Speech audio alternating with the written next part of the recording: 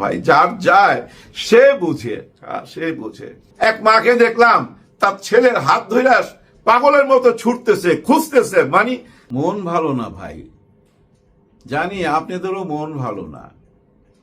Milestone school and কলেজে আহারে, ওরা তো জানতোই না না আজকেই তাদের মৃত্যু। একটার সময় ছুটি হয়ে যায় জানেন, আর ঠিক 1:06 এই জেট প্লেনটা আকাশে উড়ে। পাইলট ছিল তৌফিক সাগর। ওনার প্রথম দিন কিন্তু একা আকাশে উড়া। এর আগে বহু ঘন্টা উঠছে উনি, কিন্তু প্রশিক্ষক পাশে ছিল। আজকে উনি একাই আকাশে উড়বে। আকাশে উড়ার স্বপ্ন তার পূরণ হবে আজকে।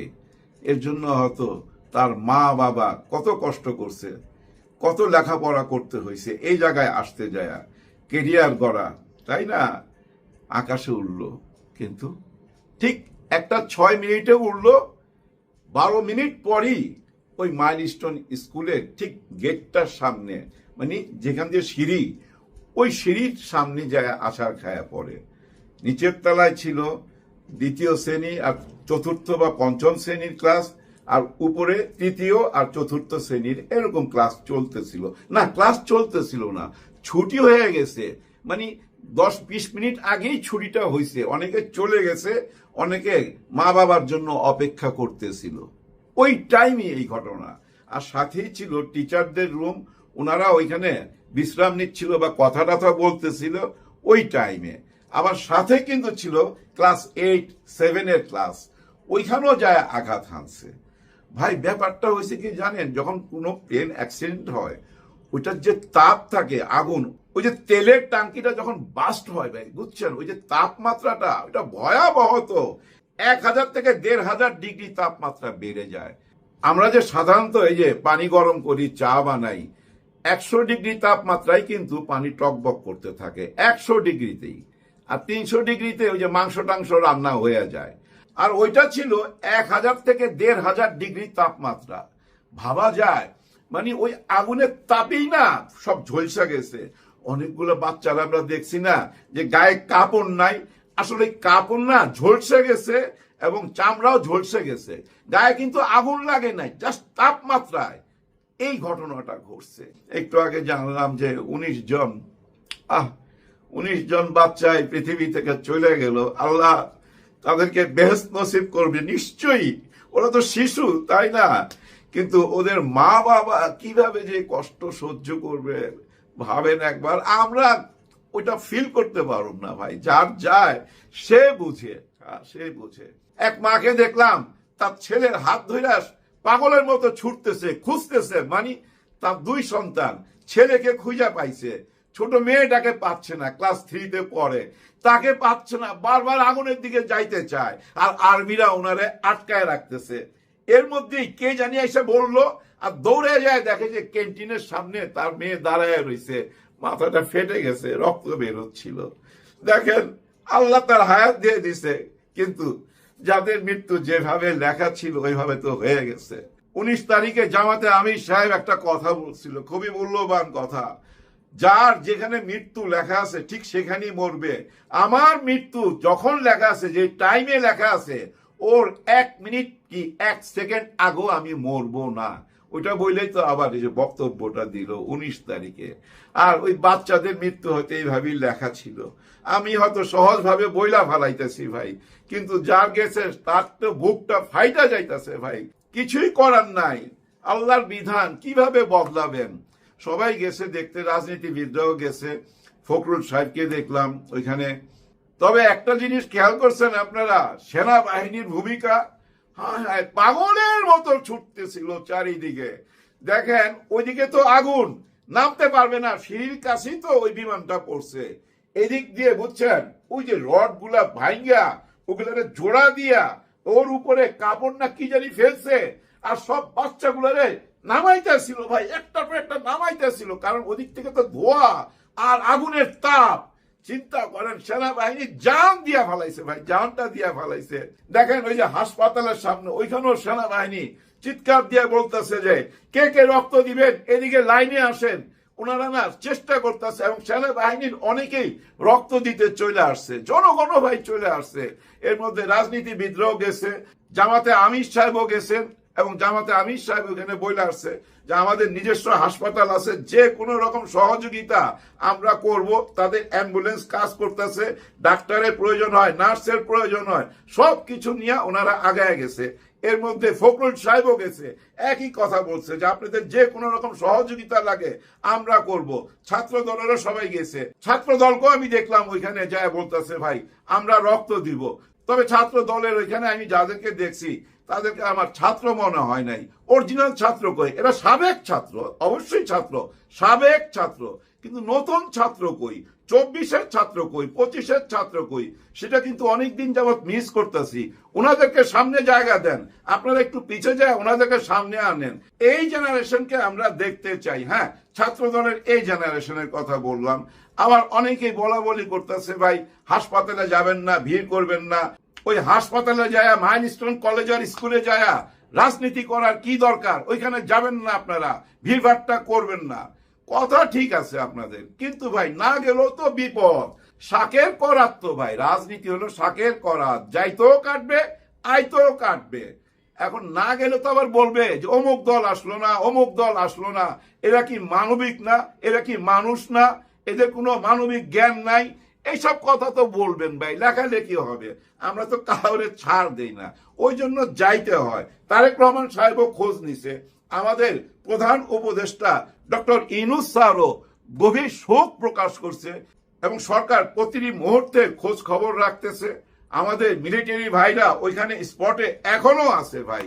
এই আর্মি বাহিনী কিন্তু একটা ইমেজ চেঞ্জ হয়েছে কই থেকে জানেন? গোপালগঞ্জ থেকে।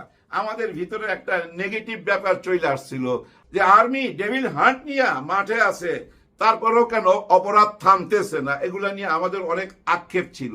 কিন্তু গোপালগঞ্জের ঘটনায় আর্মি কিন্তু সেই ইমেজটা আবার ফেরত পাইছে, যেভাবে তাদেরকে বাঁচায়া ওইখান থেকে নিয়ে আসলো। দেখেন ভাই ব্রাদার, গোপালগঞ্জে কিন্তু একটা মৃত্যুর ফাঁদ পাতা হয়েছিল। কাদের জন্য? এনসিপির জন্য। ওদের টার্গেট ছিল যে ভিতরে ঢুকুক। দেখেন ভিতরে ঢুকার সময় কিন্তু খুব একটা বাধা দেয় নাই। ভিতরে যখন ঢুইকা গেছে তখনই রাস্তার এই সাইডে আর এই সাইডে গাছ কাটা আরম্ভ হয়েছে। গাছ টাছ ফেলা চারিদিক থেকে ব্যারিকেড দিয়া চারিদিক থেকে আক্রমণ করছে। তো মাইরা ফালাইবার প্ল্যান ছিল। তো ওইখান থেকে আর্মি উদ্ধার করলো কিভাবে আমরা দেখছি। আর ওই ঘটনা পুরা দেশবাসীর মনে নাড়া দিছে, আর্মির জন্য ভালোবাসা প্রকাশ করছে। কিন্তু সেই ভালোবাসাটা অনেকে মাইনা নিতে পারতেছে না, যে কেন আর্মি এনসিপি কে রক্ষা করতে বারবার যাবে, এরকম প্রশ্ন তুলতেছে। আমি আজকেও দেখলাম এই যে জিল্লুর রহমান সাহেব, উনি নিজের একটা ইউটিউব চ্যানেল আছে, ওইখানে বলতেছে উনি অনেক বড় একজন সাংবাদিক, কিন্তু ওনার মনের মধ্যে না শিশুদের মতো প্রশ্ন, হ্যাঁ খুব শিশুসুলভ প্রশ্ন আমি মনে করি। উনি প্রশ্ন রাখেন যে এনসিপি কে কেন আর্মি পাহারা দিয়ে রাখে, তারা যেখানেই যায় ওইখানে কেন তাদের সঙ্গে সঙ্গে যায়, এবং তাদের বিপদে হুট করে সামনে যায় বাঁচায় নিয়ে চলে আসে কেন? এরকমই ওনার কথাবার্তা। আরো ওনার অনেক রকম প্রশ্ন ওনার মনের মধ্যে। দেশ কোন দিকে যাচ্ছে, এই যে জামাতে ইসলাম এত বড় শো ডাউন করলো, এর পিছনে কি কি উদ্দেশ্য থাকতে পারে? মূল কথা কি জানেন? আমি সরাসরি বলি, ওনার মনের মধ্যে প্রশ্ন যাচ্ছে কি রে, ক্ষমতা তো যাওয়ার কথা বিএনপি, এই যে 19 জুলাই পরে কেন এত প্রশংসা জামাতে ইসলামের, এবং জামাতে ইসলাম তো এখনো ক্ষমা চায় নাই। হ্যাঁ, উনি প্রশ্ন করতেছে, ওনার কন্টেন্টটা দেখেন, উনি বলতেছে জামাতে ইসলাম যে 71 সালে ধর্ষণ করলো, মানুষ হত্যা করলো, আমি সরাসরি বলতেছি ভাই, সেগুলার জন্য তো কোনো বিচার হইল না, কোনো ক্ষমা চাইলো না। উনি প্রশ্ন করতেছে, চিন্তা করেন, গত 54 বছর তো এই বিচার হইতেছে, চলতেছে, ফাঁসি হইছে, শাহবাগ থেকে ফাঁসি চাইয়া সে ফাঁসিও তো হয়ে গেছে। 54 বছরই তো ভাই রাজাকারের বিচার হয়েছে। তো ভাই রাজাকারকে দড়িতে ঝুলানো হয়েছে না ভাই? ঝুলানো হয়েছে, বছরের পর বছরে জেলখানাতে রাখা হয়েছে। বাইরে তো আর কিছু খুঁজা পায় নাই জিল্লুর সাহেব। হ্যাঁ, খুঁজা পাবেন আপনি যদি আপনার তৃতীয় নয়ন দিয়া, ওই যে তৃতীয় মাত্রা অনুষ্ঠানের মতো তৃতীয় নয়ন দিয়া দেখেন, রাজাকার যদি খুঁজা বেড়ান বাংলাদেশে কত রাজাকার ছিল এর একটা লিস্ট বাইর করেন। এই রাজাকারের লিস্ট থেকে আপনি দেখবেন 60% রাজাকার আওয়ামী লীগের সাথে ছিল। ওদের কারো না কারো আত্মীয় ছিল, কেউ বিয়াই ছিল, কেউ মেয়ের জামাই ছিল, বা মেয়ের শ্বশুর ছিল, এরকমই তো ছিল। আরো পাবেন, আপনি আরো পাবেন রাজাকার। আপনি কি বিএনপিতে খুঁজলে রাজাকার পাবেন না? পাবেন তো, হ্যাঁ আপনি পাবেন। আপনি এগুলা কেন তুলতেছেন প্রশ্ন? এই প্রশ্নগুলা তুলবেন কেন? এই প্রশ্নগুলা তুইলা এই ভেদাভেদ কইরা এই আওয়ামী লীগ আজকে কোথায় গেছে দেখেন। আপনি কেন এগুলো আবার মনে করাই দিতেছেন? একজন সিনিয়র মানুষ, এগুলো বিভ্রান্ত। হয়তো আপনার অনেক ভক্ত আছে, তাদের মধ্যে এইসব প্রশ্ন আসবে তো, হায় হায় এই যে আর্মি কেন যায় এনসিপির উদ্ধার করে? তার মানে কি আর্মি এনসিপির সাথে মিলা গেল, জামাতে ইসলামের সাথে মিলা গেল? আপনার কথা সারমর্ম তো এইটাই যে ওরা সবাই হাত মিলায়া ফেলাইছে, এইটাই তো নাকি? আর তো কিছু না। এবং দেখেন এই সেনা প্রধানকে নিয়ে বারবার অনেক কথা বলেন। হ্যাঁ আপনিও বলেন, শুধু আপনি না, অনেকেই বলে, দেশ থেকে বলে, বিদেশ থেকে বলে। ভাই যে যত কথা বলেন উনার জায়গায় চলে যান একবার, উনার জায়গায় যায়া নিজেকে প্রশ্ন করেন। হ্যাঁ আমাদের নায়ক মান্না বলতো যে আফসারি ভাই, যখনই আমার মনের মধ্যে কোনো খটকা লাগে বা কেউ আমার নিয়ে কোনো কথা বলে, আমি ঠিক তখনই ওর জায়গায় চলে যাই। কেন বললো, কি কারণে বললো, তখনই না উত্তর পাওয়া যায়। ঠিক তেমনি উনার জায়গায় গেলে কিন্তু উত্তর পাওয়া যাবেন। দেখেন শেখ হাসিনা ছিল উনার পরম আত্মীয়, এবং শেখ হাসিনা উনাকে সেনা প্রধান বানাইছে। ব্যাপারটা বুঝেন। এখন এই বিপদের সময় উনি কি উনাকে মৃত্যুর মুখে ঠেলা দিবে? মানবিক কারণে ভারতের সাথে কথাবার্তা বইলা ভারতে পাঠাইয়া দিছে। ভারত থেকে বিমান আনাইবার চেষ্টা করা হয়েছিল, বিমান আইনা ওই বিমানে নিয়ে যাবে, কিন্তু ভারত রাজি হয় নাই। কেন রাজি হবে ভাই? ইন ফিউচারে বলবে ভারত নিজে বিমান দিয়ে যায় নিয়ে আসছে, প্রমাণ থাইকা যায় না। ওই কারণেই তো ভারত রাজি হয় নাই, যার জন্য ওনাকে কার্গো বিমানে কইরা পাঠাইয়া দিছে।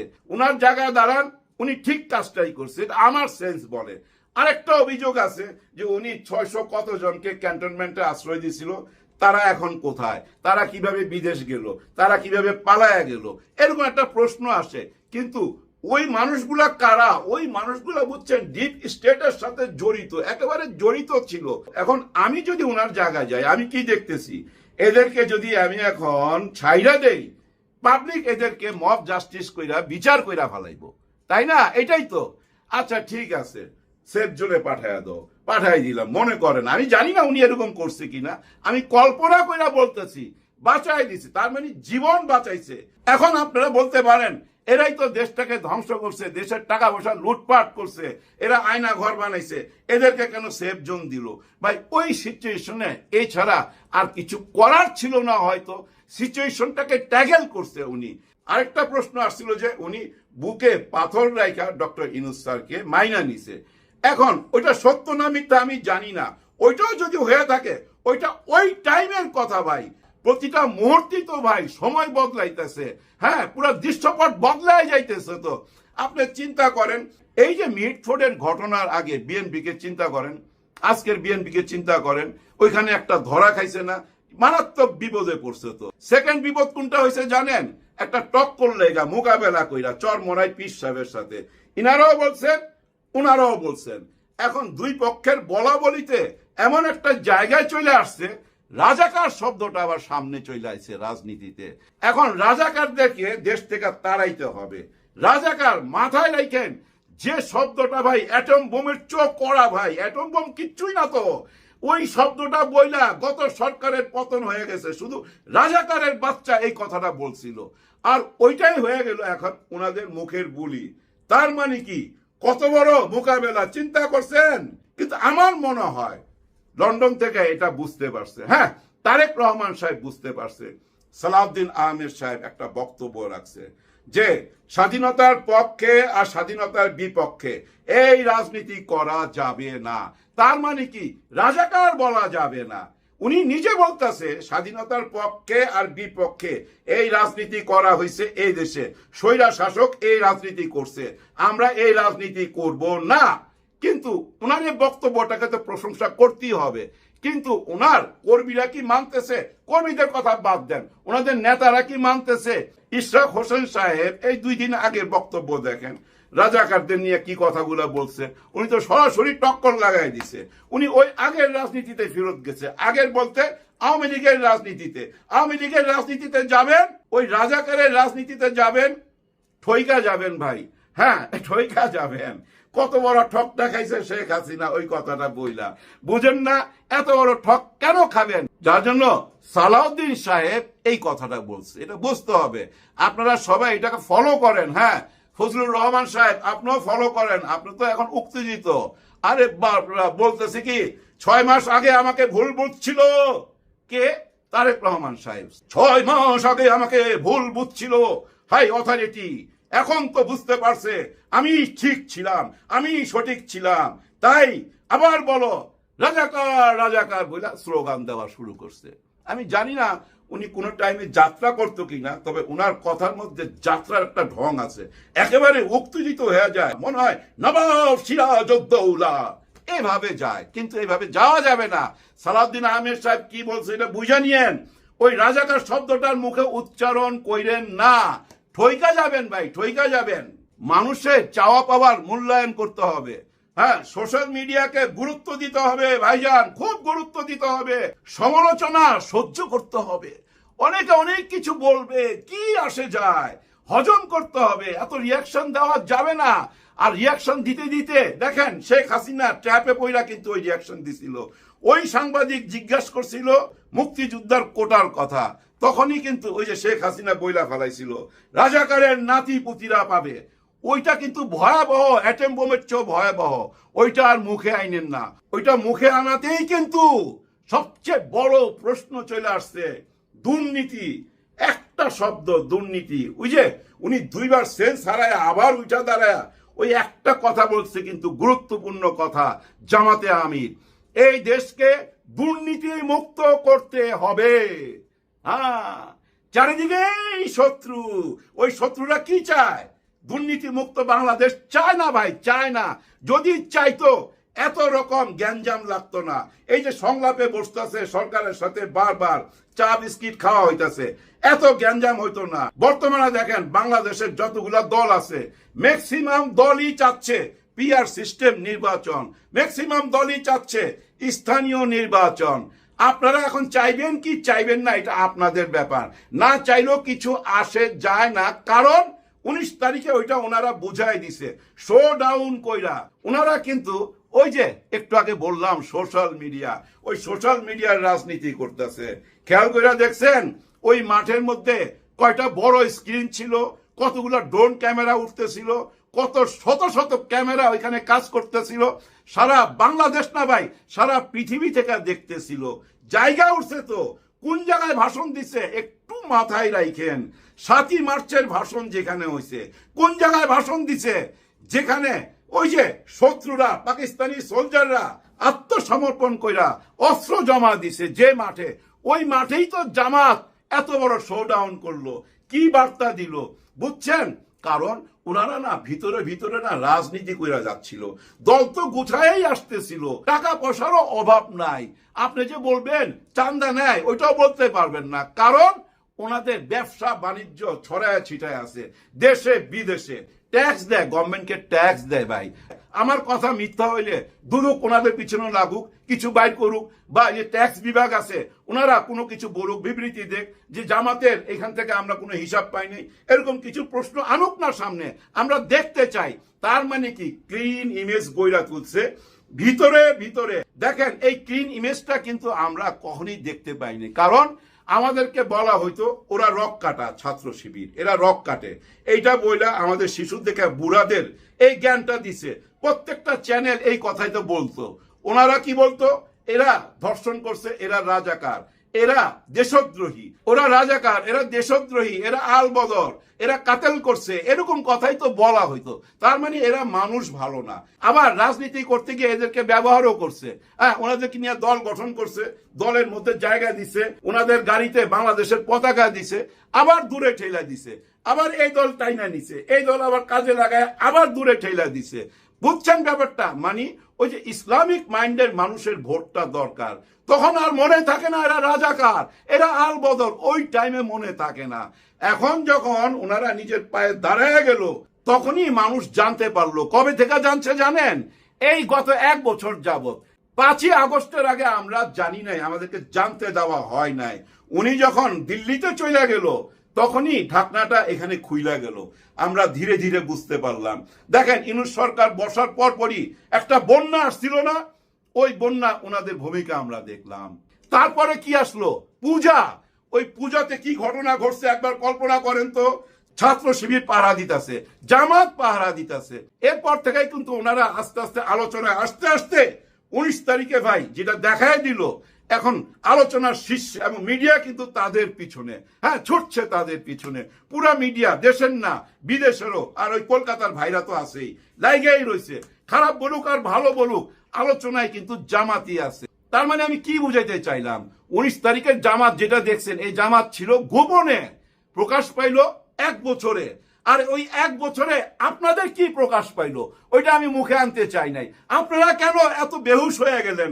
কেন আপনারা কনফার্ম হয়ে গেলেন যে আপনারাই ক্ষমতায় যাবেন? আর ওই কারণে ওই যে মাঠ পর্যায়ে ওরা যা করলো, এটা আর মুখে আনতে চাই না। এইগুলা মানুষ পছন্দ করে না তো, যার ফলে জামাতের আমির দেখছে এই দেশের মেইন প্রবলেম দুর্নীতি। হ্যাঁ, উনি আর মুখে কিছু বলে নাই। এই দুর্নীতির মধ্যে পুরা দেশের ক্রাইম ঢুকে গেছে। তো এই দুর্নীতির মধ্যে ধর্ষণ আছে, মার্ডার আছে, চাঁদাবাজি আছে, লুটপাট আছে, জমি দখল আছে, বালু মহল আছে, সবকিছু আছে এই দুর্নীতি শব্দটার মধ্যে। এখন কই যাবেন?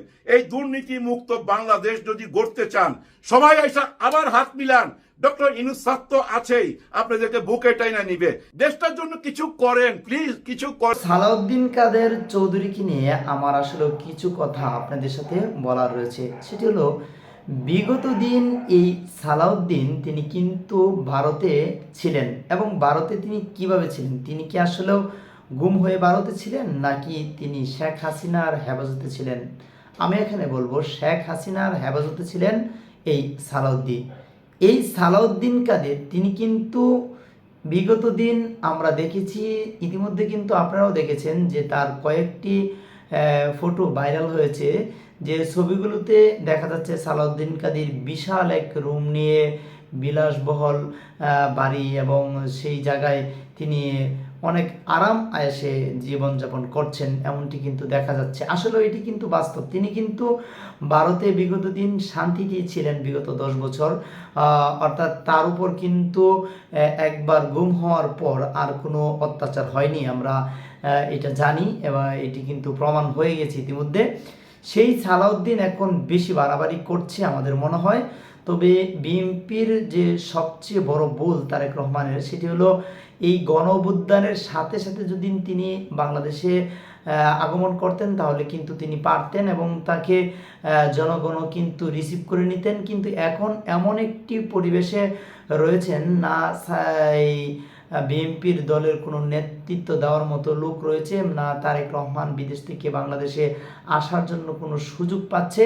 অর্থাৎ বিএনপি যেহেতু নেতৃত্বহীন, সেজন্য কিন্তু বিএনপির যে কিছু কিছু লোক তাদের দল